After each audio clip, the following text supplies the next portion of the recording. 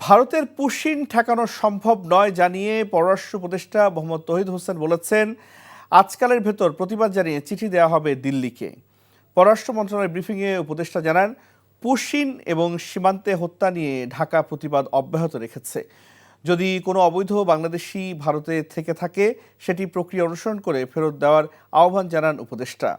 Bharat transshipment সুবিধা বাতিল করায় সাপে বর হয়েছে মন্তব্য করে উপদেষ্টা বলেন, পরনির্ভরশীলতা কাটিয়ে উঠছে বাংলাদেশ।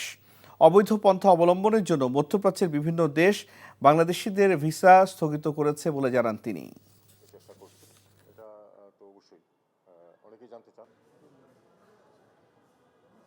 আর পুশিনের ব্যাপারে যেটা হচ্ছে সেটা তো আমরা দেখতে পাচ্ছি যে হচ্ছে, পুশিন হচ্ছে, এবং সেটাকে তো ফিজিক্যালি ঠেকানোর মতো তো সম্ভব না আসলে। এটা নিয়ে ভারতের সাথে আমাদের চিঠি আদান প্রদান হচ্ছে। আমরা বলেছি যে এটা পদ্ধতি অনুযায়ী যেন যাওয়া হয়। আমরা অবশ্যই খুব শক্ত ভাষায় প্রতিবাদ করবো এই ব্যাপারে, এবং আমরা এই ফ্যাক্টরটাকে কখনোই মেনে নেওয়া হবে না যে গুলি করে মানুষ মেরে ফেলা হবে সীমান্তে, কারণ এটা পৃথিবীর আর কোনো সীমান্তে নেই।